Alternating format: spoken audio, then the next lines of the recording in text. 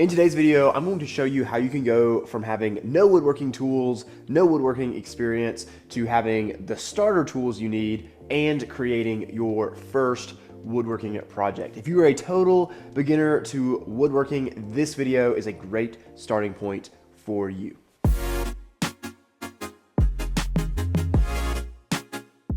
So first off, what tools do you need to start with woodworking? What I'm doing is I'm giving us a $1,000 budget for this video, and I'm gonna walk you through what I would do if I was starting right now with only $1,000 that I wanted to invest in woodworking, and that's it. I have zero tools right now. The first tool I would buy is a table saw. If you ask any woodworker, they'll most likely say that the table saw is the heart of their woodworking shop. Now, I started off not with this fancy saw stop cabinet saw. I didn't start with this. I started with a job site table saw, probably something like similar to what you can get from a Home Depot or a Lowe's. And you know, this is nicer, but that table saw did good work. I mean, I was able to make good woodworking projects with that table saw. I've seen a lot of woodworkers recommend that you start off with a miter saw or even a circular saw. I don't agree with that because you're gonna spend maybe a little bit more money to get a nice job site table saw, but they can do so much more. A miter saw can only make cross cuts, so it can only cut boards lengthwise. It can't cut them into a narrower width. Whereas a table saw can do both. A circular saw can do both, but it's never as accurate. Generally speaking, when you want more accurate cuts, this is a great woodworking principle, you always want to take the project to the tool, not the tool to the project. And so with a circular saw, you're taking the tool to the project. There's some exceptions for this, but generally speaking, I would really recommend a table saw. Now, I'm recording this in 2024, and I know prices might change, but let's say that you can pick up a job site table saw for around 300 bucks. I'll actually link one in the description that I think would be a great starting table saw, so you can check out all the tools that I talk about. They'll be linked in the description and down there in the pinned comment. So you have your table saw, you can make cross cuts, you can cut boards lengthwise down, you can rip boards down so that they're narrower width. After that, what's tool number two? I would recommend getting a good drill. Now, if you want to get a drill impact driver set, that's fine, but you will use a drill a good bit in woodworking, and so that's why for me, it's tool number two. Now, the drill I would recommend you pick up is this Milwaukee M18 drill. These are amazing. I actually have the M18 version, which is a little more powerful. They have the bigger batteries. Better for probably drilling into wood and things like that. And then I also have the M12 version, which is much smaller, a lot more compact. I love Milwaukee drills. They're not sponsoring this video or anything like that. I paid with my own money for this Milwaukee drill, but I really, really love it.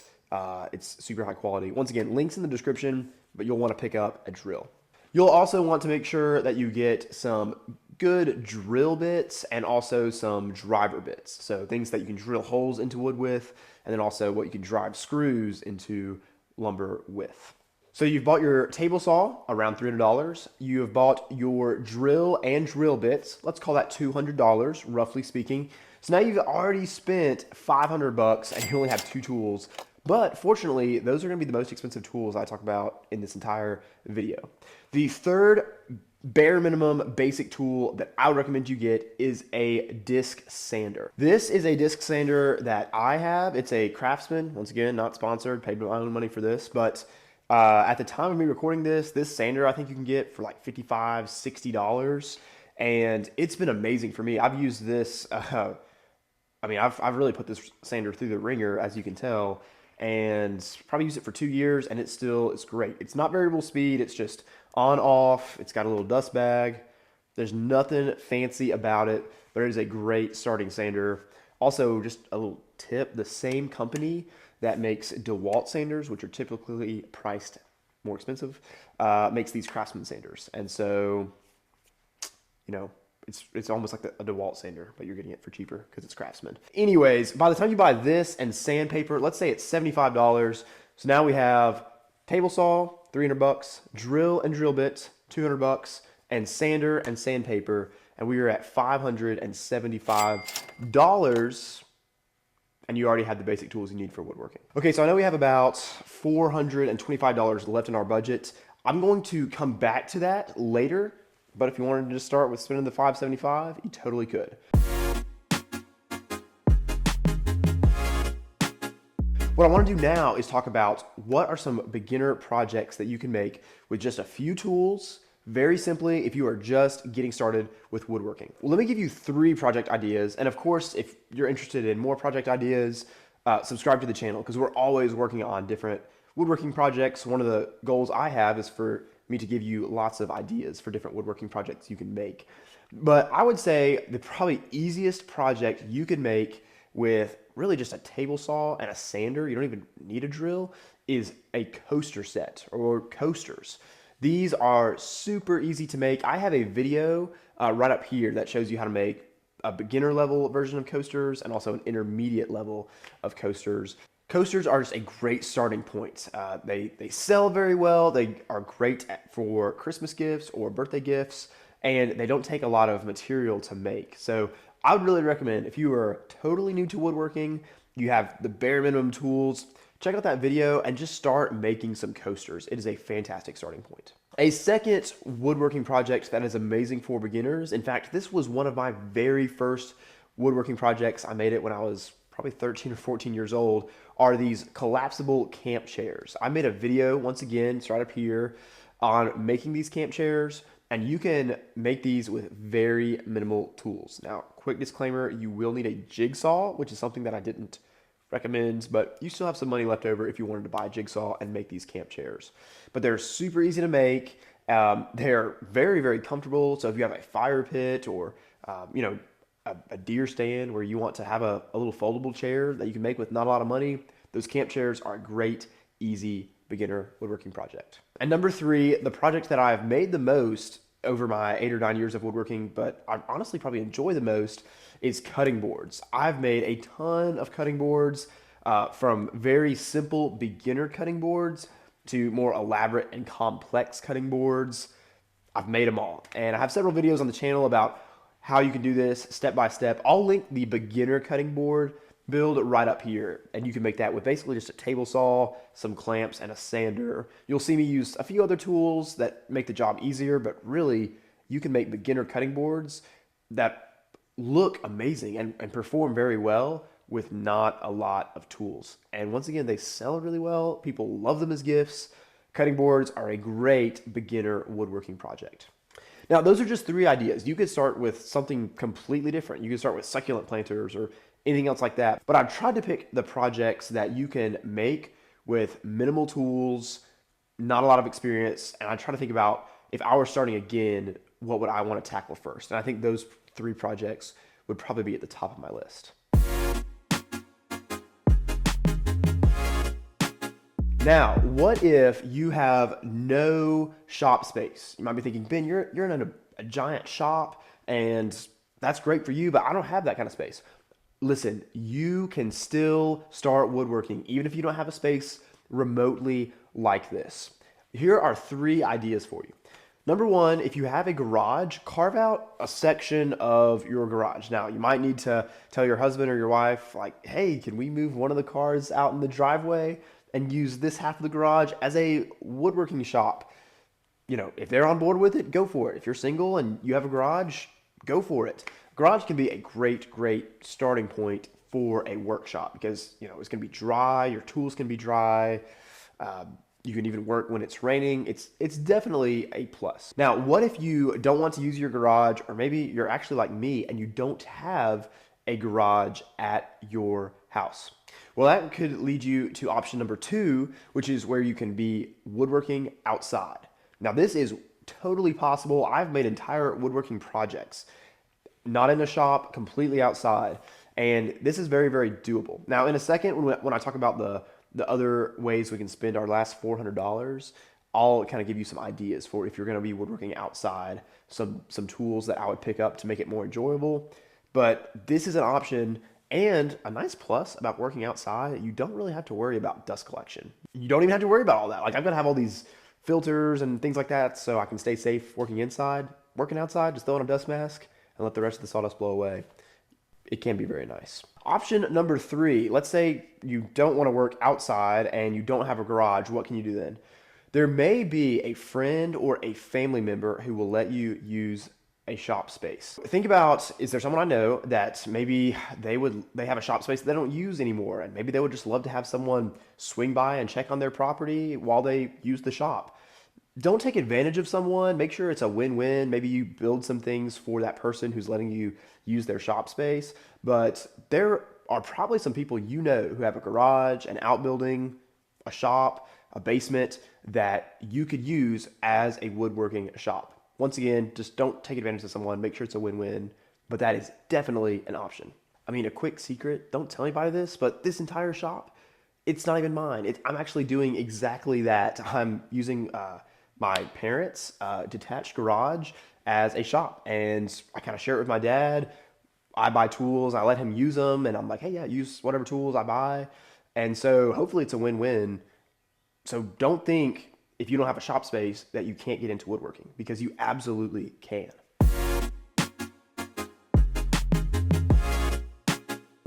Okay, so let's circle back now. At the beginning of the video, I told you about some tools that I think are the bare bones tools you need to start woodworking. And we spent about $525 of our $1,000 budget. So what other tools or supplies should you buy?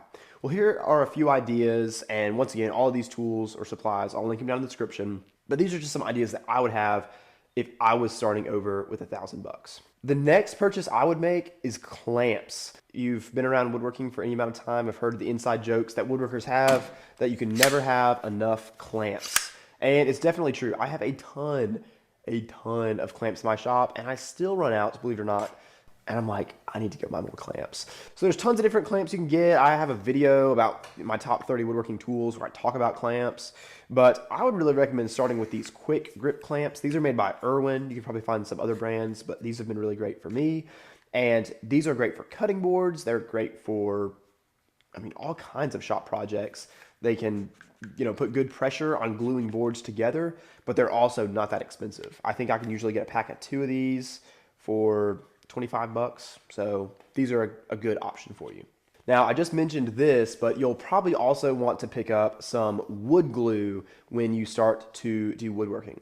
Back when I started woodworking, I kind of thought that every woodworking project that woodworkers make are like nailed together or screwed together. But actually, I probably reach for glue to put boards together twice as much as I reach for screws or nails. Wood glue, I use it all the time. Cutting boards, the ones I make at least, are totally held together. All the strips of wood are totally held together just by wood glue. And so there's different kinds of wood glue you can get. I love Titebond. It's not sponsored. I paid with my own money for this, but there's like a waterproof version. There's just their normal version. There's even a dark compound if you're working with darker colored lumber. So there's all kinds of wood glue you can get. But I would just recommend starting with like a Titebond 2, unless you're making a cutting board. This is going to be fine for anything you might need. Buy a lot of glue. Go ahead and spend about $25 on that. We've got about $375 left. Some other things I would 100% buy with my $1,000 budget. I would get good earmuffs to protect your hearing. I would get good safety glasses to protect your eyes, and I would invest in a good respirator, especially if you're working inside, so that you can protect your lungs. Woodworking, you want to always make sure you are being safe. And so invest that money, that $100, in getting some good protective equipment, because you don't want to be running these loud tools with no hearing protection, and then for the rest of your life, you're hearing ringing in your ears. Don't do that. Invest in good hearing protection. Invest in good hearing protection. Make sure you have glasses. You don't want things in your eyes. I've been to the doctor many times after hours to get my eyelid flipped inside out so that they can wipe out junk that I've gotten in my eye. And it always happened when I was like, I'm just making one cut. I don't need to put on my safety glasses. It'll be fine. Buy some safety glasses. You'll be glad you did. And also be sure to get a respirator, because sawdust is not good for your lungs. And so we don't want sawdust in our lungs. So I just always wear a respirator, especially if I'm working inside. But even if you're working outside and if you're making a lot of cuts, probably a good idea to wear your respirator. All right, so we've got about $250 left, and right now I would think about where do you want to be woodworking? Are you going to be inside of a shop space, or are you going to be going with the outdoors route, at least to start off with? If you're going with the outdoors route, I would recommend picking up some extension cords, and I would recommend picking up a Bora Centipede workstation. Now, this Bora Centipede workstation, I have two of them. They are amazing. They are super strong tables, but they fold down to basically nothing. And so those are definitely a worthwhile buy. And so you can go set up a workbench in about 60 seconds outside, and you got a great sturdy work surface. If you're woodworking outside, I would also pick up some extension cords because you might be running power for, who knows, 20, 50 feet to get to your outdoor shop. And so you'll want some good heavy duty extension cords. Go ahead and spend a little extra money and get some nice ones that will last. You'll be glad that you did. Now, let's say you have a space inside that you want to start woodworking with, and maybe you have a table set up already, so you don't need the Bora Centipede, or maybe you don't really need the extension cords because you're inside and all your tools can connect to outlets. If that's the case, I would recommend getting a good starter shop vac. Now, I'll link in the description to the one that I have. It's by Shop Vac, and it's been a great starter vacuum for me, and it just helps keep dust down, keeps your shop clean. And it's just never fun to be woodworking in a dirty shop. So I would invest in a shop vac, but that's just me. Now, listen, there are tons of different options for tools you can buy, the sequence. So if you're starting, don't get too bogged down with, did I buy this tool too soon or this tool too late? Just start somewhere and get started. Woodworking is so much fun. It's super rewarding to create something out of a blank piece of wood. It's really addictive, and so I love it. I love it so much, and I want you to get started with woodworking if you have not yet. Maybe the reason you're wanting to get started woodworking is because you want to make some money, and you can absolutely make money woodworking. So if that is you, check out this video right here. I go into 3 different methods for how you can make money as a woodworker. So this video is really helpful. Click on it right now.